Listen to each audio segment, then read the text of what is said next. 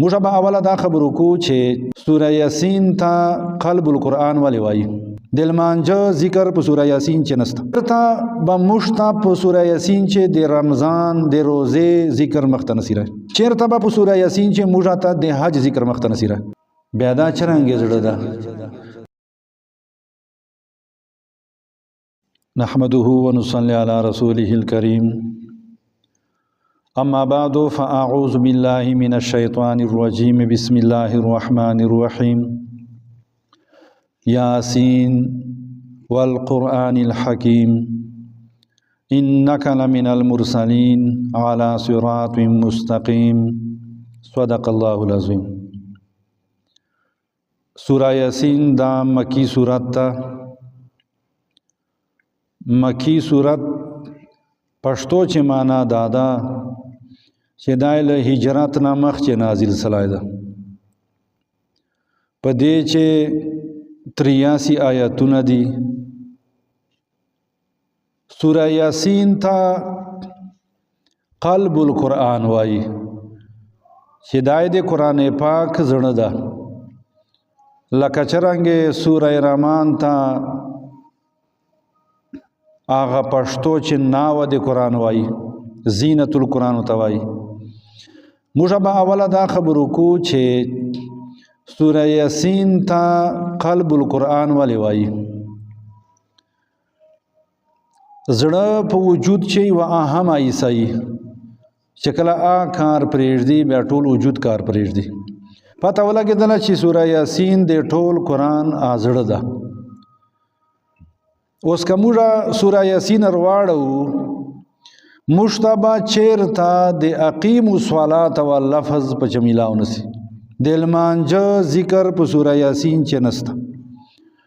چېرته به موږ ته په سوره یاسین چې د رمضان د روزې ذکر مخته نسي رہی.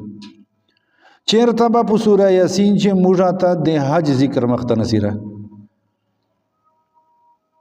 بیا دا چرنګې زړه ده. موږ ته خو دغه شیان ډېر غټ ښکارېږي. پته ولګېدله چې که لمونځ ده که روزه ده که زکات ده که حج ده دې نه نوره شیان ډېر اهم دي چې برابري بیا به حج حجي او روزه به روزه وي. چې نه وي لکه بنیاد چې وشیوال نه وي. بیا په سوره یاسین چې څه شی بیان سلی دي کوم شیان دي چې سوره یاسین چې بیان دي هغه له وجې نه دته د قرآن پاک زړه وایي. درې اهم شیان دي. یو توحید چې الله تعالی یو ده نه الله تعالی سره څوک شریک دي په ذات چې نه په صفاتو چې نه په افعالو چې. دوم نمبر باندې رسالت ته چې پیغمبر علیه السلام اخیرنای پیغمبر ده. نبوت دروازه بند ده او الله تعالی لوري نه د انسانانو زندگی تیرونه دی پاره تر قیامت رواج پورې کوم کتاب دا پورا ده. الیوم اکملت لکم دینکم. او دریم نمبر باندې باس بعد الموت ته چې وفات کېږي بیا به بیار چیږي. دا هغه شیان دي چې عقاید ورته وایي. نوره که لمونځ ده که روزه ده دا اعمال دي. عقاید عقیده هغه مضبوط شي ته وایي لکه کلکه غونډه دي چې یو شي ته ورکړي. دا شیان به د ښه مضبوطي بیا به روزه فایده کوي حج بیا کوي ذکر بیا کوي. موږ به کوشش کوو چې خپل عقیده به مړی ته نه ورولو. خپل عقیده به د لاس نه تورې سنۍ ته نه ورولو او خپل عقیده به کنجک ته یا هر هغه شی چې د الله تعالی نه ماسیوا ده نه بیا ورولو. که غمای ده چې څه شی دي. اوس د سوره یاسین په ابتدا چې یاسین دا الفاظ راغلی دي دیتا حروف مقطعات وای معنی دا چې دی آغا حروف چې قرآن پاکونه جوړ ده. خو دا په ټوکړو ټوکړو ویلل سی یاسین. اوس چې د موږ یاسین ووایو په دې چې یو څو علماو والے خبرې دي چې دینه مراد څه ده. معتبر تفسیر صاحب جلالین آوائی الله اعلم بمراده بذالک. الله تعالی ته شپته چې دې بچ معنا کیږي.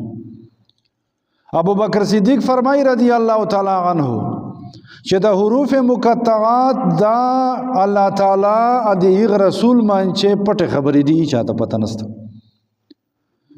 او بعضی علما وایي چې په دې چې د اهل علم امتحان ده کنیامه د جان ډېر غټ عالم ته تشکاره کېده بیا دغه ته ګوره بیا معنا نه درځي بیا به عاجزي درته پیدا کېږي.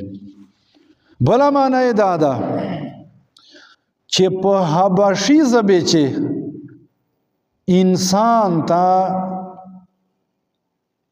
دې معنا دا ده یاسین یا انسانو. لکه زه خبرې کوم تاسې سره اے پلان کی خانه دغه رنګ الله تعالی ټول مخلوق سره چې هغه اشرف المخلوقات ته ټول انسانانو سره مخاطب ده. یا انسانو په عربي چې دا یا دې پاره راځي چې چاته ناره ورکیا یې تر نږدې سمې درځي. یعنی الله تعالی هر چا سره جوړې ته تیار ده شو نږدې ده. الله تعالی فرمایي نحن اقرب الیه من حبل الورید. زه تاسې ته له شارګ نه ډېر تر نږدې یم. منې که ما سره تاسې توبه کاږو که تاسې ما سره جوړه کوو که ته ذکر کیا ډېرې تیارې چې ګوشي دې ولې نه زه ارم زه وینه. دا یوه معنا ده. بله معنا یې دا ده چې پښتو چې تاسې موږ یوې خبرې مضبوطوالي دپاره قسم کوو نو دا قسم ده چې اقسم الله به دا الله تعالی نامونه ده. الله تعالی قسم خوړلی ده په خپل نام باندې. شاته په نور باندې خوري که نه والقرآن الحکیم باندې خوري یا به رایسي. اوس چې الله تعالی خبره هسې مضبوطه ده چې یوې خبرې باندې قسم وکړي دا به چوره مضبوطه وي. بله معنا یې دا ده چې یا محمدو یاسین معنا کیږي اے محمد. الله تعالی فرمایي پیغمبر علیه الصلاۃ والسلام ته ادا معنا یې ځکه ده چې شاته الله تعالی پسې فرمایي چې ته یې له پیغمبرانو نه دو به خبرې کوي چې ته جادوګرې تا جان نه دا قرآن پاک جوړ کړی دا شاعر دماغ دې کار نه کوي خو ته یې پیغمبر. شاته به انشاءالله ترجمه کوو. دلته یوه نکته زده کو چې یو روغ کار کوي مخالفین به د خامخا پیدا کېږي. چوک په چته ته وایي چوک په چته ته وایي. بیا چې دا کار کوي بیا خو خبرې کول سوکه دي که نه. بله معنا یې دا ده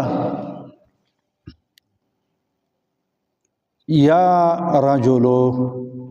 الله تعالی هر سړي ته ګوشي ګوشي خطاب کوي.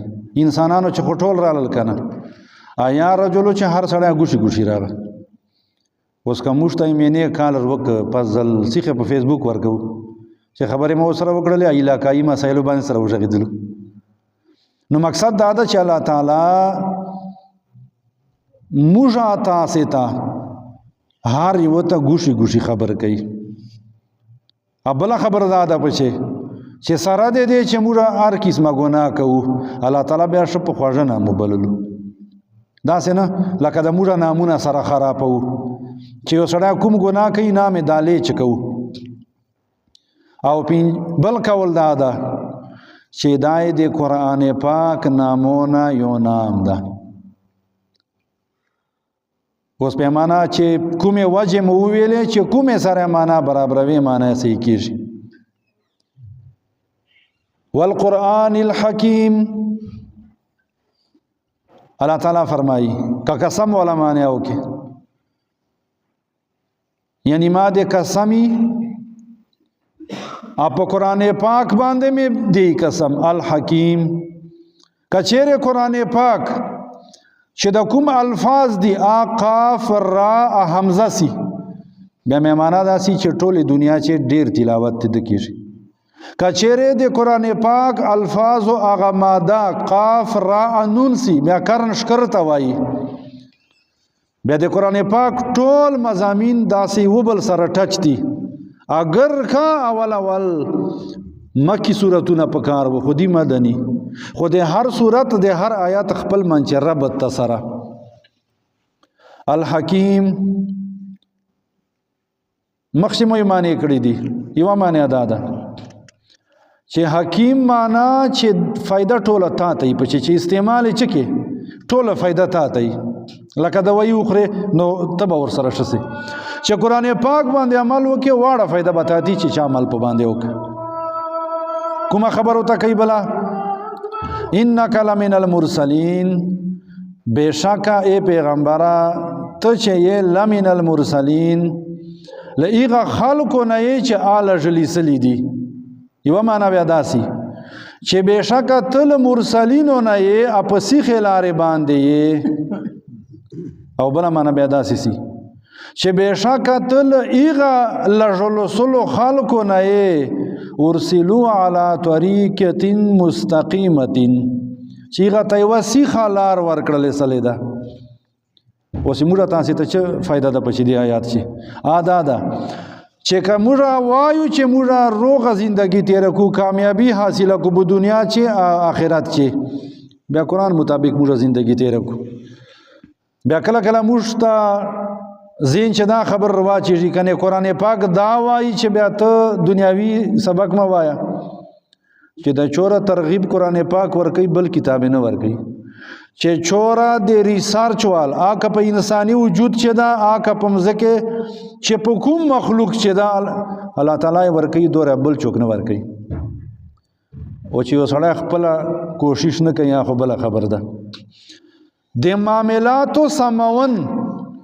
چې چوره اسلام په کوشله طریقې شولې دي سالیس چې په پیاږي ال سره تا پیژندینه او الله تعالی چې د انسان پیدا کړای دا په معاملاتو باندې شو پیاږي نو مخکنه بیان کړی دي چې مسله راتله د فارمولې ته چوا به مسله حل سي چې د موږ والے نه حل کیږي آی موږ یې فارمولې ته چونه کنه نو چې فارمولې ته نه چوي دا مسلې او که حل کیږي نه الله تعالی دې موږ په د مرسلین او لارې باندې صراط مستقیم باندې روان کی الله تعالی دې موږ ته عمل کولو توفیق نصیب کړي اللهم امين الحمد لله رب العالمین والعاقبۃ للمتقین بیمارانو ته دعاګانې یا الله ټولو ته شفای کامله عاجله مستمره نصیب کړي چوره مسافر دی یا الله خیر ته پیش کړي یا الله دا قتل غارت دا بدمنی په امن باندې بدل کړي یا الله چا اولادونه نه نیک صالح اولادونه نصیب کړي چا ولی یا الله فرمان بردار جوړ کړي چا باندې قرضی یا الله قرضو پرې کول اسباب ته ورته برابر کړي لانجو کا شالو مصیبتونو مو ساتي